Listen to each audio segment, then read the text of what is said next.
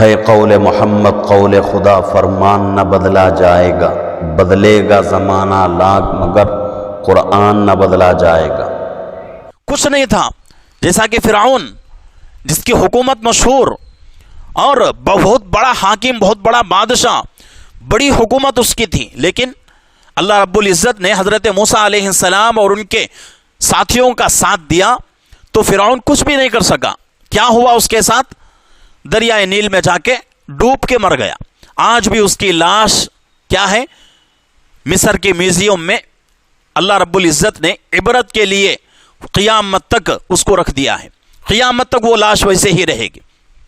ابھی جو ہے ایک چھوٹی سی ویڈیو جو ہے سوشل میڈیا پر وائرل ہو رہی ہے کہ کتنے جو ہے مسلمان اس کو بھولا بھالا کہیں یا پھر جو ہے کم علمی کہیں یا گمراہی کہیں، سمجھ میں نہیں آتا۔ کچھ مسلمان جو ہے فرعون کی لاش پہ جا کے قرآن پڑھ کے اس کو ثواب بخش رہے ہیں۔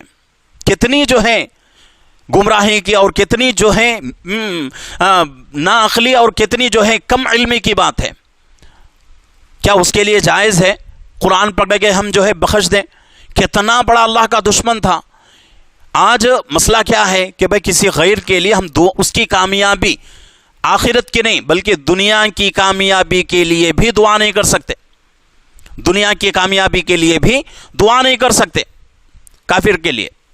ہاں کوئی آدمی ایسا ہے جس کے اوپر ہمیں یقین ہے کہ بھئی یہ آدمی کچھ دن میں اسلام کے دائرے میں آ جائے گا، مسلمان ہو جائے گا، اس کے ساتھ ہم جو ہے یہ معاملہ کر سکتے ہیں، اور شریعت اس کے لیے یہ بھی اجازت دیتی ہے کہ بھئی اگر آپ اپنا زکوٰۃ کا پیسہ دینا چاہیں تو بھی دے سکتے ہیں۔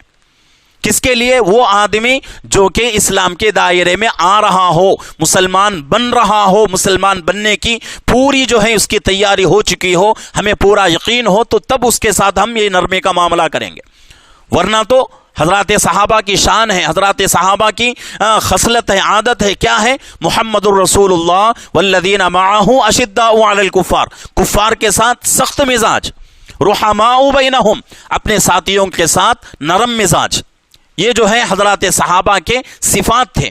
تو آج اگر یہ جو ہے جماعت جا کے فرعون کی لاش پہ قرآن خوانی کر رہی ہے، قرآن پڑھ کے اس کو جو ہے ثواب بخش رہی ہے، تو کتنی جو ہے کم علمی کی بات ہے اور کتنی جو ہے گمراہی کی بات ہے۔ تو آج مسلمان جو ہے ان تمام چیزوں کو چھوڑ کے جو نہیں کرنے کے کام ہے ان پہ جو ہے اپنی جان لٹا رہا ہے، اپنا سب کچھ جو ہے قربان کر رہا ہے۔ ان چیزوں کو سمجھنے کی ضرورت ہے، یہ بنیادی عقائد میں آتی ہیں۔ اگر وہ آدمی جا کے فرعون کی لاش پہ کھڑا ہو کے دعا کر رہا ہے، قرآن پڑھ رہا ہے، تو اس کا عقیدہ کتنا بگڑا ہوا ہے۔ کیا وہ آدمی اللہ کے فہرست میں، اللہ کے دربار میں اس کو مسلمان کہا جائے گا؟ ہرگز نہیں۔ تو اس جو ہے ان تمام چیزوں سے بچنے کی ضرورت ہے۔